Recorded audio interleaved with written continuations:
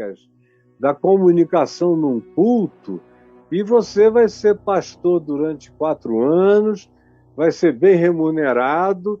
Se você for um bom levantador de fundos, porque você vai ser medido pelo dinheiro que você levanta, você pode chegar a bispo.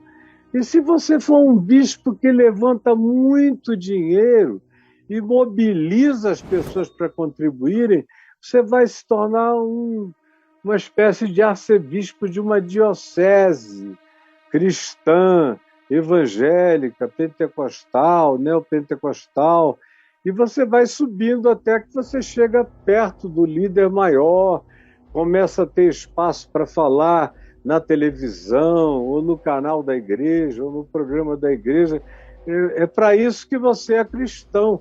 E tem gente que só tem essa razão para dar. Pedro disse, escrevendo num tempo de muita perseguição, ele disse que cada um de nós deveria aprender a razão da esperança que há em nós. Ele disse, vocês estão aí debaixo de todo tipo de opressão e de perseguição.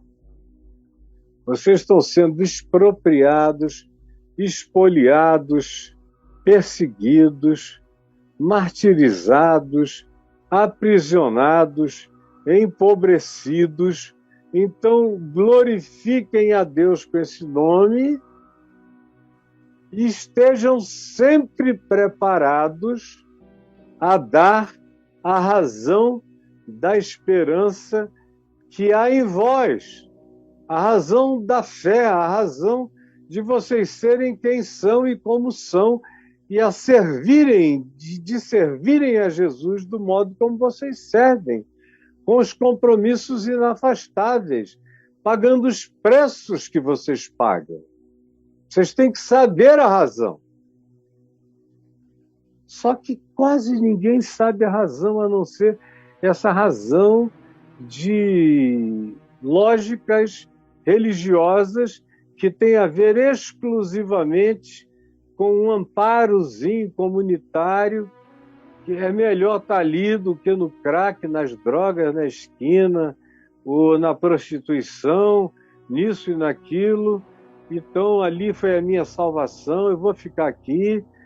Me pedem muito dinheiro, mas eu dava dinheiro para as drogas, dou mais aqui, porque pelo menos é para Deus. E o bolso de Deus é o bolso dos pastores. Eu sei, mas o que eu vou fazer? É só isso que eu tenho, é aqui que eu fico mesmo. E a grande maioria vai levando assim, vai empurrando com a barriga, só Deus sabe o que muitos passam e não tem nem coragem de pensar em qualquer que seja a alternativa. Como você bem sabe. Agora, por que eu sou um cristão? Por que você é? Qual é a razão? Aí, dentre as várias e muitas razões que eu tenho para ser cristão, eu levaria uma semana inteira, provavelmente num curso de 1 hora, 2 horas cada aula, para explicar isso detalhadamente, a maioria. Mas eu vou deixar isso um pouco mais para frente. Hoje, como eu quero concluir no tempo exíguo que a gente tem, eu fui para João 17, que é um dos textos mais explícitos a respeito da razão de sermos discípulos de Jesus e de sermos praticantes do evangelho dele, não do evangelho da igreja, nem das doutrinas das denominações, que em geral já são distorções, falsificações, para não dizer construções, invenções, produções, ficções de todas as naturezas. O que quase não tem é a verdadeira razão da esperança. Nos dias de hoje, especialmente nos últimos 50 anos, isso foi virando algo que não tem absolutamente nada a ver com o que Jesus disse, que era a razão primordial da nossa convicção, da nossa fé, da nossa entrega, do nosso serviço, do nosso salto confiante no abismo. Na nossa prática da loucura do Evangelho, na nossa existência. A maioria não tem a menor ideia. Estão completamente perdidos.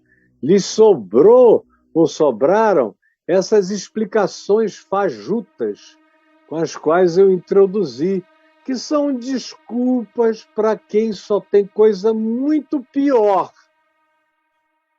Mas não são as razões para quem quer encontrar vida e coisa muito melhor. E assim, Jesus diz, veja em João 17, do verso 6 em diante, quando ele diz, manifestei o teu nome, o nome de Deus é o nome de Cristo, o nome de Deus é o Evangelho, é o ensino do Evangelho. Manifestei o teu nome aos homens, mulheres, seres humanos que me deste do mundo, que tiraste do mundo para mim, que aceitaram ser pescados, ser puxados na tarrafa do teu amor. Eles já eram teus. Só não sabiam disso, mas sempre foram teus. E tu nos confiaste. Eles eram teus, eu chamei-os a me seguirem, e manifestei e ensinei o teu nome, a tua palavra, e o teu nome é o Evangelho, e o teu nome se chama pelo meu nome. E todos os que já eram teus atenderam com resposta intensa, rápida, confiante, porque tu os entregaste a mim e eles, agora, andando e crendo e aprendendo, têm guardado o Evangelho, a tua palavra que sai da minha boca. Jesus não estava se referindo à leitura da Bíblia, do Gênesis a Malaquias, que nenhum deles tinha lido. Mal conheciam a Torá, o Velho Testamento, sabiam de nada, eles eram da Galileia dos pagãos, dos gentios. Mas agora, mesmo que eles não soubessem de nada, eles já eram do Pai. Quando Jesus começou a ensinar-lhes a palavra, eles se identificaram com o nome de Cristo Jesus, que é o nome do Pai. E eles já eram do Pai, e ele diz, e tu nos destes, e eles têm guardado a minha palavra, que é a tua na minha boca. Agora, eles reconhecem, eles olham para mim, eles já disseram, tu és o Cristo, Filho do Deus vivo. Eles já disseram, para quem iremos nós? Só tu tens as palavras da vida eterna. Agora eles reconhecem que todas as coisas que me tens dado provêm de ti. Que tudo que eu faço, tudo que eu digo, tudo que eu sou, é expressão exata do teu ser. Eles reconheceram isso, é por isso que eles dizem que eu sou o Cristo, Filho do Deus vivo, porque eles viram essa identificação unigênita. Porque eu lhes tenho transmitido as palavras que me deste, de bem-aventurança, de perdão, de não juízo, de não vingança, de misericórdia, ensinei-os a orar, ensinei-os a discrição, ensinei-os o silêncio da oração, ensinei-os a não andarem ansiosos, ensinei-os a confiarem, ensinei-os a não se impressionarem com falsos profetas, ensinei-os a guardarem a tua palavra e a discernirem pelos frutos produzidos nas vidas daqueles que se dizem teus. Sim, eu lhes tenho transmitido as palavras que me deste, e eles as receberam para praticarem e verdadeiramente reconheceram que eu saí de ti.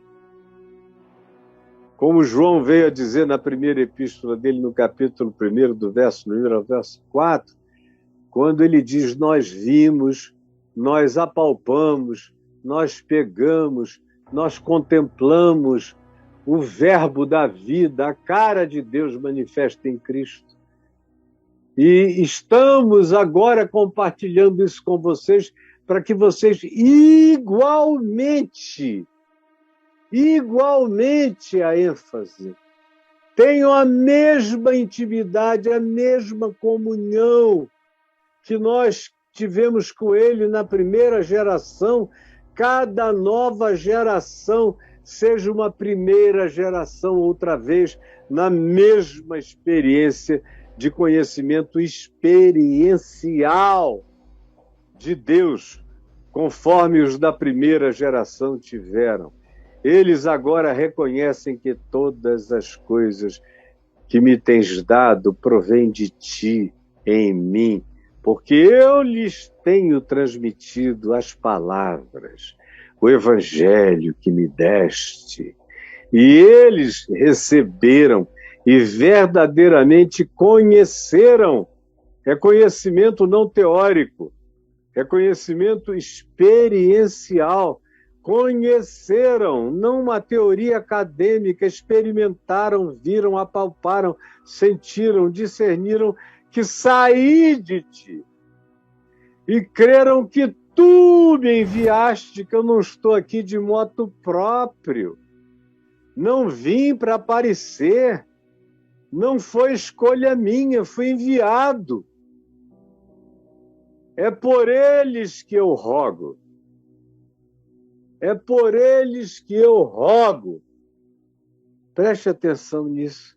Essa oração que eu estou fazendo é por esses de agora, é por esses de amanhã, é por todos os que quiserem ser a primeira geração na fé outra vez. Não rogo pelo mundo, mas por aqueles que tu me deste, porque são teus. Muitos deles nem sabem ainda. Como ele disse aqui em cima, eram teus, mas não sabiam que eram teus, até eu lhes ensinar que eles pertenciam a ti. Assim também existem milhões no mundo que são teus e não sabem ainda que são teus. E eu lhes tenho transmitido a tua palavra, e eles creram, e eu oro por eles. Não rogo pelo mundo inteiro, mas eu oro por esses que são teus, e também por aqueles que tu vieres a me dar, porque também são teus. Ora, todas as minhas coisas, todas elas, são tuas.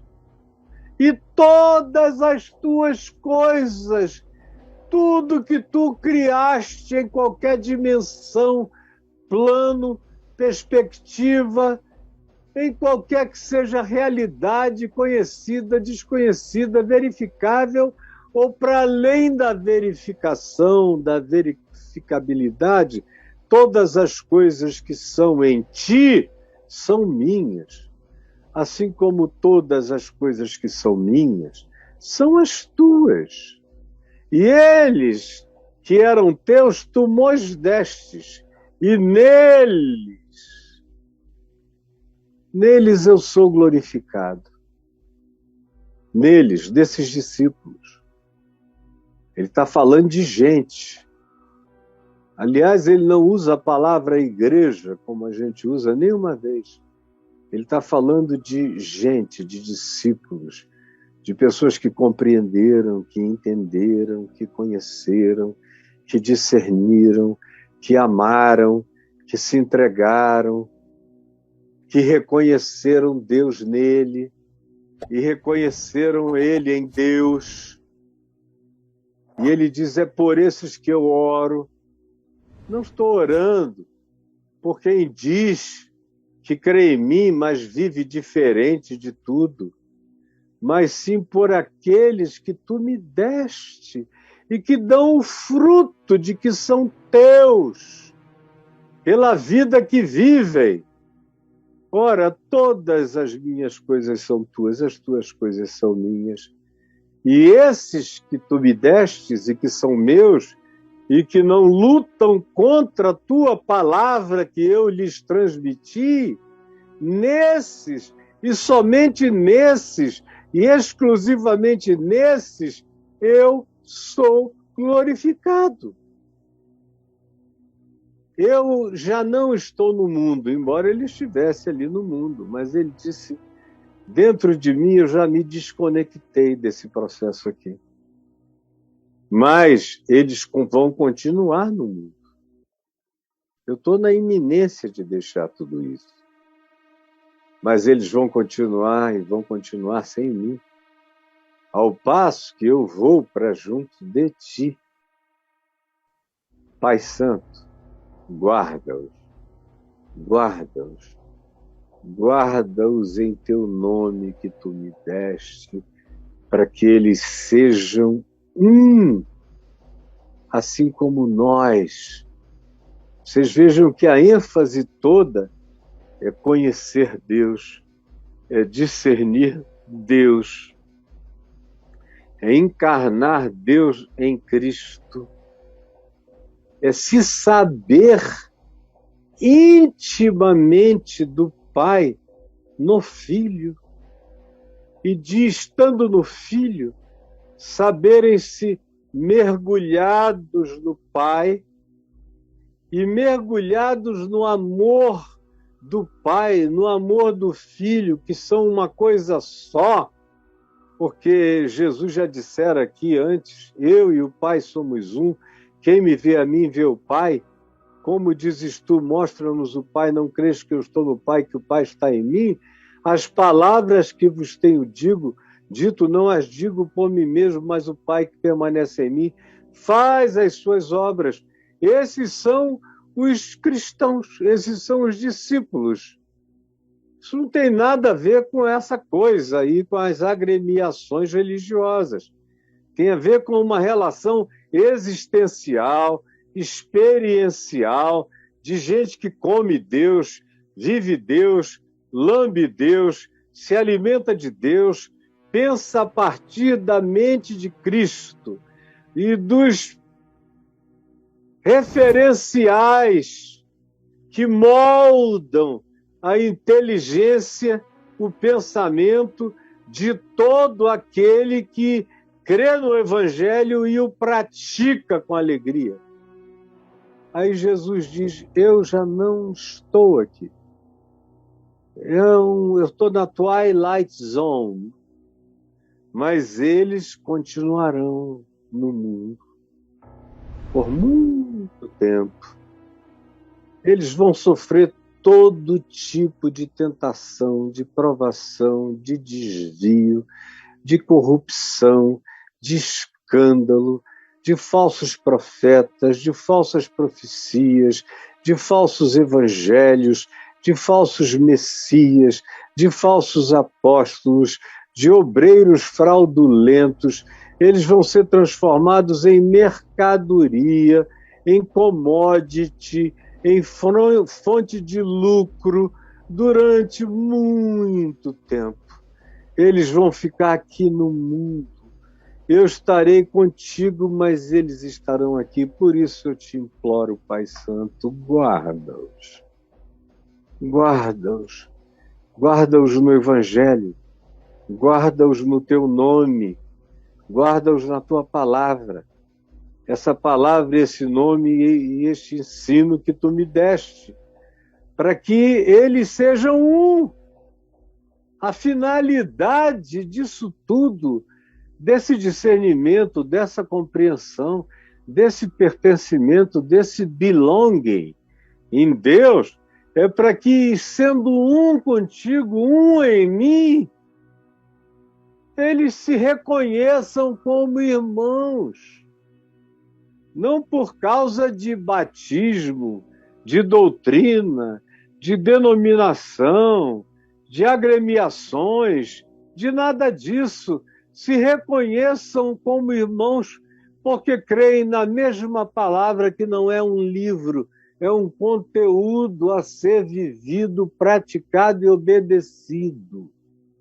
Porque eles se conheçam identificados pelo mesmo caráter, que é o meu caráter, que eles viram, que eles observaram meu modo de ser, de tratar, de incluir, de profetizar, de dizer sim, de dizer não, de dizer é certo, de dizer não é certo. Esses que aprenderam o meu ser e que andam conforme a minha palavra, o meu amor, e que se reconhecem uns nos outros. São os meus, são os teus, são os nossos, são os que são uns dos outros, são os que nós poderíamos chamar de a única verdadeira igreja. A única verdadeira igreja. Aí ele continua aqui nos versos de 14 a 16, dizendo: eu lhes tenho dado a tua palavra, que não é a Bíblia do Gênesis ao Apocalipse, é útil para o ensino, é inspirada, eu a amo, eu a sei praticamente de cor, a leio há 50 anos, lerei até o último dia da minha vida, mas a única palavra de Deus é Jesus, é o Verbo encarnado. E os evangelhos são a narrativa sobre a encarnação do Verbo, o exemplo do Verbo, o ensino do Verbo, as obras do Verbo, a vitória do Verbo na cruz, a ressurreição do Verbo e a volta do Verbo de Deus. Esses são os evangelhos. Esse é o testemunho dos apóstolos. Aí no verso 16 ele diz algo importantíssimo para nós. Primeiro diz: eu não peço que tu os tires do mundo, e sim que tu os livres do mal. Livra-os do mal. Livra-os do mal. Eu já lhes tenho dado a tua palavra, e o mundo os odiou, porque eles não são do mundo, como também eu não sou. Não peço que tu os tires do mundo. Eles são o sal da terra, são luz do mundo. Tem que ser gente da sociedade. Eles não são do mundo, mas eles continuam no mundo e precisam ter gosto, precisam ter sabor, precisam ser, como sal, um preservador da vida. Precisam ser gente do amor, da luz e dos frutos da luz, que são o amor, a alegria, justiça e verdade. Eu não te peço que tu os tires, ao contrário, que eles se imiscuam na sociedade e sejam guardados do mal enquanto dão sentido, enquanto melhoram a existência. Eles não são do mundo, como também eu não sou, mas eu quero que eles aprendam a viver no mundo como eu vivi, imerso em todas as coisas, tentado em todas as coisas à semelhança humana, mas vivendo cada vez mais sem pecado. Assim como tu me enviaste ao mundo, assim também eu os enviei, para que eles sejam pequenos cristos, para que eles sejam reproduções minhas, Assim como tu, eu os enviei. Tu me mandaste e eu os envio com o mesmo paradigma, para serem manifestação da mesma encarnação, para as mesmas palavras, para o mesmo modus operandi, para os mesmos gestos, para o mesmo trato, para o mesmo amor, para o mesmo carinho, para a mesma fé, para a mesma largura e expansão de graça, para a mesma cobertura, para a mesma altura, para a mesma profundidade, para o mesmo comprimento, para conhecerem o teu amor, que excede a todo entendimento, e para manifestarem isto no mundo. Santifica-os na tua verdade, na tua palavra, pela obediência. A tua palavra é a verdade. E ele diz isso aqui de 14 a 16, e veja o que ele diz de 20 a 26.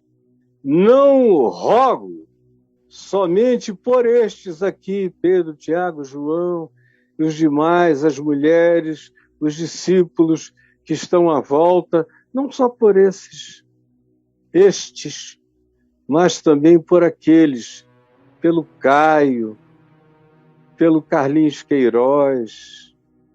Eu te rogo pela Adriana, eu te rogo pelo Ricardo Gondim, pela Jerusa, eu te rogo pelo Ariovaldo, eu te rogo pelo Sérgio do Zilek, eu te rogo pelo Manfredo Grellert, eu te rogo pelo John, eu te rogo pelos jovens apaixonados, eu te rogo pelos velhos que cansaram, mas não desistiram. Eu te rogo por esses que mantêm o teu testemunho vivo na sua geração, no seu mundo. Eu te rogo em favor deles. Em favor deles eu me santifico, para que eles sejam santificados na tua verdade e na imputação da minha verdade, santificando a eles. Não rogo somente por estes, mas também por aqueles, milhões de outros que vierem a crer em mim, através do testemunho deles, crer em mim por intermédio da palavra, da mesma palavra, que não tenha tido alterações, que seja anunciada, vivida, pregada, encarnada, gestuada, geração após geração, repetindo o evangelho da primeira hora, da primeira geração. Para que vós igualmente tenhais comunhão conosco, como disse João na primeira epístola que eu citei, a fim de que todos, de qualquer geração, de qualquer tempo, de qualquer hora, se tornem um. Agora, para se tornar um, tem que ter essa unidade, que Paulo chama de unidade de fé, significando que a gente olha para Jesus do mesmo jeito, sem invenções. Tudo que a gente não tem no cristianismo é unidade de fé. São muitos Jesuses, muitos deuses, muitas fezes, muitas crenças. Mas a fé original, a fé pura, simples, a fé não sistematizada, a fé não dogmatizada, a fé na sua expressão mais genuína, mais original, mais descomplicada, morreu no coração de quase todos. No entanto, só serão continuidade destes, da primeira geração, aqueles que mantiverem a mesma fé, simples e original, conforme o Evangelho que eu prego, vivo e encarno. pelo qual eu morro, pelo qual eu ressuscito, pelo qual eu serei glorificado, pela mesma palavra, a fim de que todos sejam um. Do contrário, serão uma hidra de milhões de cabeças. Serão como uma besta que emerge do mar ou da terra como falso profeta, cheio de muitas cabeças e de muitos interesses, aonde a cabeça, a mente de Cristo, não tem nenhuma primazia sobre eles. Por isso eles têm o nome de igreja, mas eles não são cristãos, não são teus filhos, não andam no teu amor, não conhecem que tu és o Pai, não sabem como o Pai é, te tratam como se tu fosses um diabo. Mas ao contrário, aqueles que tu me deste têm que ter essa convergência de unidade para que sejam um. Não precisam andar juntos, eles têm que ter a mesma consciência. Como és tu, ó Pai, em mim, e eu sou em ti, eu quero que eles também sejam um em nós. Não tem nada a ver com pertencer a uma agremiação, filhos de uma doutrinação. Não, eles têm que habitar no ventre da divindade. Eles têm que ser filhos da placenta de Deus. Eles têm que carregar o meu DNA, porque eu sou o primogênito entre esses muitos irmãos que se tornam herdeiros e co-herdeiros de Deus e que manifestam o meu semblante na terra. Pela minha contemplação, pela obediência ao Evangelho, eles vão ficando parecidos comigo e aprendem a carregar o caráter do Pai, tal filho. Eles se tornam tal filho, tal pai e tal irmão primogênito, a fim de que todos sejam um, como és tu, ó Pai, em mim e eu em ti, também sejam eles em nós. Para quem? Para quem? Para quem? Para que o mundo creia que tu me enviaste. Para que o mundo creia que tu me enviaste. Não adianta mandar gente pela terra inteira. Eu fiz parte de uma geração que prometeu que iria evangelizar o mundo até o fim do século XX. O texto básico era de Mateus 24, e será este evangelho do reino pregado a todas as nações, então virá o fim. Eu fiz parte dessa geração. E o principal expoente dessa geração foi o Billy Graham, disparado, superior a qualquer liderança cristã, ou de igreja, ou de denominação. Ele foi o maior promotor de aglutinação de lideranças cristãs na terra inteira, visando a evangelização do mundo até o final do milênio.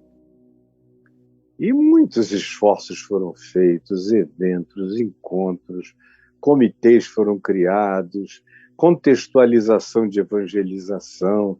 A evangelização na América Latina tem que ser assim, na África tem que ser assado, na Europa tem que ter esse outro viés, e evangelização de muçulmanos, janela 1040, tem que ter essa perspectiva. Foi um século inteiro, praticamente, de discussão sobre evangelização, de envio missionário, e quanto mais se discutia a evangelização, mais se dividia, mais surgiam loucos, mais surgiam carismáticos recebendo revelações malucas, mais vinham pentecostais com novos modos de evangelização que negavam os fins Eles usavam meios que eram contraditórios em relação ao princípio e ao fim, e diziam que para alcançar aquela finalidade, qualquer meio era aceitável, e foram corrompendo tudo. Aí os reformados atrapalharam até não poder mais, dizendo que os únicos que deveriam ser evangelizados eram os eleitos, como se você pudesse separar o joio do trigo. Aí falavam mal de quem pregava e no final convidava todo mundo que quisesse a crer e a vir a Cristo. E diziam que isso era blasfêmia. Chamaram o Billy Graham de blasfemo. Aqui no Brasil tinha um pessoal das igrejas presbiterianas conservadoras que diziam que eu era o herege, porque eu evangelizava para todo lado e convidava todo mundo para vir a Cristo. E os batistas do rastro de sangue diziam a mesma coisa. Só os eleitos, só os do rastro de sangue serão salvos, e você fica oferecendo essa graça barata. Então, só atrapalharam até que a gente chegou no ano 80, os anos 80, e a vaca foi para o brejo. E o maior sinal dessa porcaria, que eu não tenho outra expressão para designar, foram os dentes de ouro, que vieram junto com a confissão positiva, a teologia da prosperidade e os dentes de ouro. O cara dizia: o Senhor me ungiu, eu agora tenho esse dente de ouro aqui que eu não tinha. Agora eu tenho. Aí eu dizia: por que Deus não te deu um dente de marfim? Não deu um dente natural? Por que ele deu de ouro? Para mostrar o esplendor da glória dele. Eu digo: então Jesus devia ser chamado de João Crisóstomo, que significa o boca de ouro, porque era um dos maiores oradores da antiguidade, era gago. Venceu a gagueira falando sozinho nas praias, com pedrinhas na boca, até que ele conseguiu vencer a gagueira e se tornou um dos maiores oradores do cristianismo, e acabou sendo chamado de João o Crisóstomo, o que tinha a boca de ouro. Então, Jesus devia ser o João Crisóstomo, agora ele só tinha dente normal. Sinceramente, se ele fosse curar algum dente de alguém, ia sair dente normal. Mas vocês querem de ouro? Olha, isso me parece mais com doutrina de Satanás.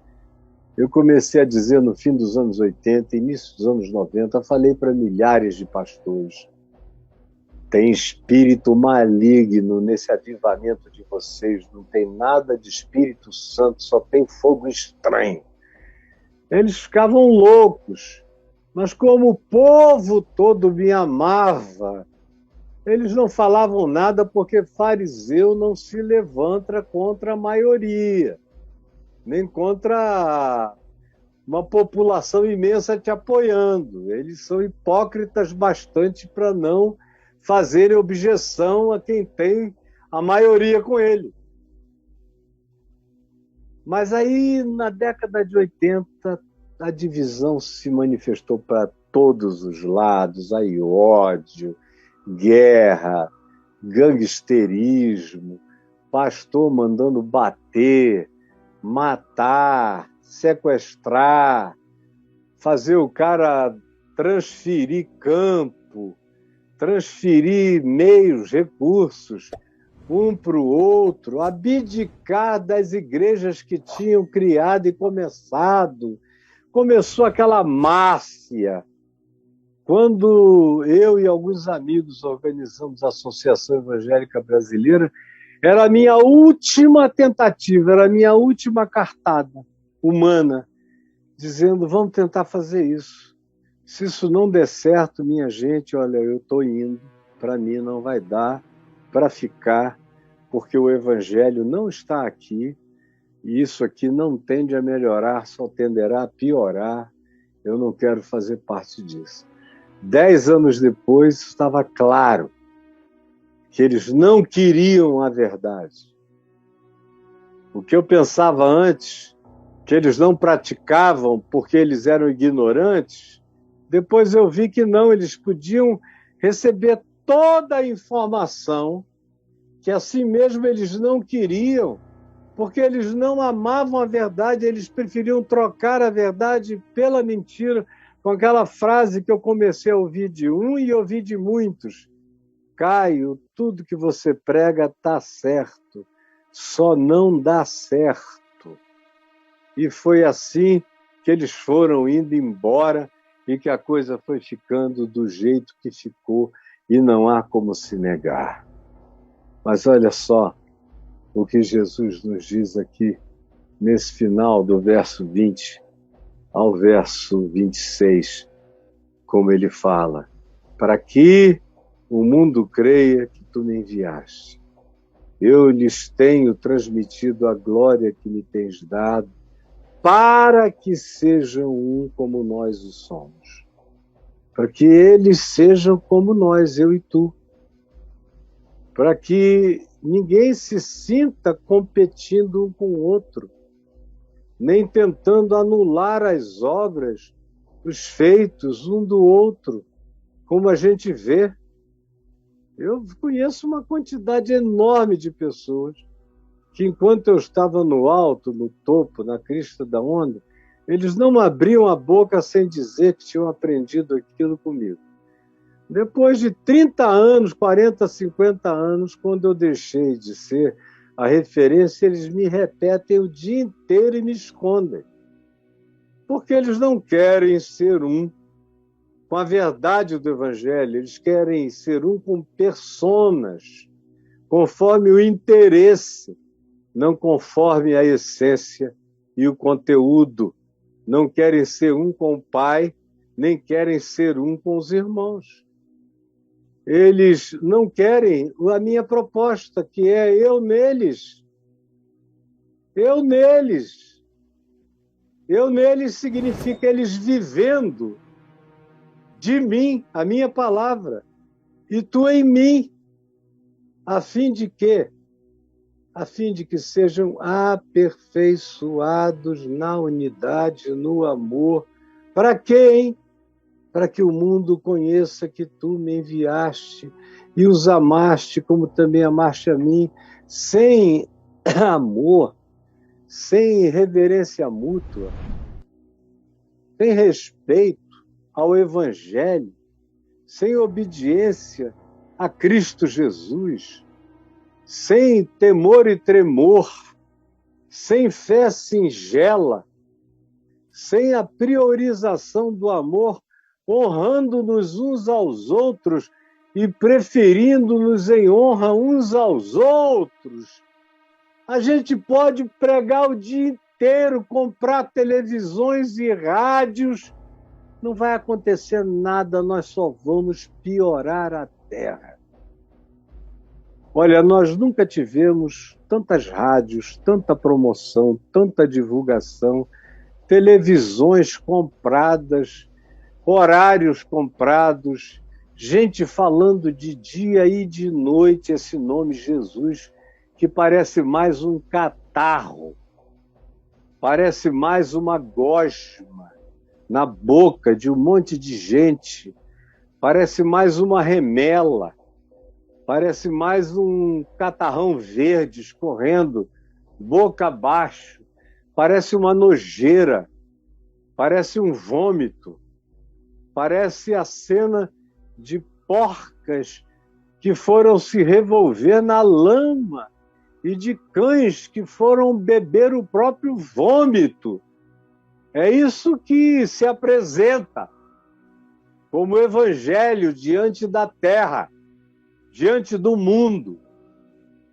Você só ouve a feiura dos pastores, feiura das igrejas, feiura dos conluios, feiura dos negócios, feiuras das barras de ouro, feiura dos votos trocados por capitais e commodities as mais variadas, pela busca desenfreada de poder, gente fazendo qualquer coisa para aparecer, para ter publicidade, para ter verba publicitária, para ter meios humanos, para se empoderarem nessa existência perversa.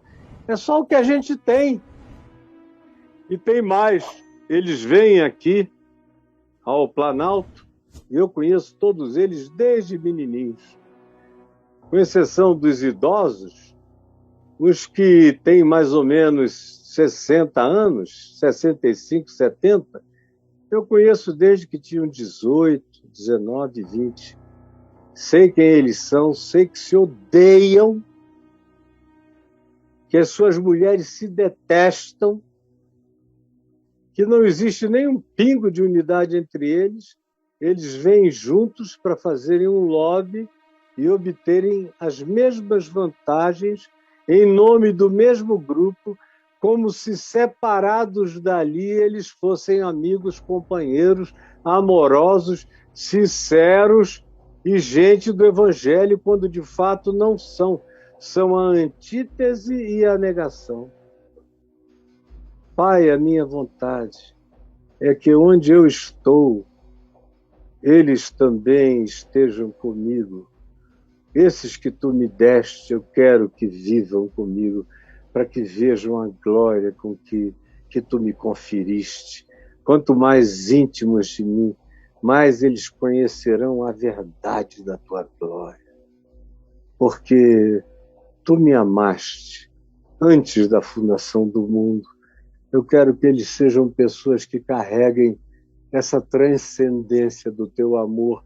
Só isso vai poder fazer com que eles tenham prazer na irmandade mútua. Pai justo, o mundo não te conheceu, eu, porém, te conheci. E também estes compreenderam que tu me enviaste. E eu lhes fiz conhecer, experiencialmente, provar, lamber, tocar o teu nome. E ainda revelarei mais de mim, mais conhecimento. Tem mais ainda a ser acrescentado, a fim de que o amor com que me amaste esteja neles e eu neles esteja. Por que você é um cristão? A razão precípua está dita aqui em João 17. É para isso. E se não houver isso, não haverá qualquer que seja o benefício do Evangelho trazido ao mundo. O Evangelho, sem ser assim, é só uma religião que se transformou em cristianismo e fez mal ao ocidente da terra. Aqui e ali fez um benzinho, mas, no geral, tornou o nome de Deus blasfemado entre os gentios por nossa causa. Quase todos os ateus do mundo são ateus por causa da insuportabilidade hipócrita e mentirosa da religião, do cristianismo, de todas as vertentes, inclusive dos evangélicos e dos protestantes, de todos, que são mentiras vivas contra a verdade de Deus. São seres que existem no ódio, na cobiça, na disputa, na tentativa de um cobrir o outro, de aparecer sobre o outro, de negar o significado do outro na vida dele. Quem puder esconder qualquer coisa de bem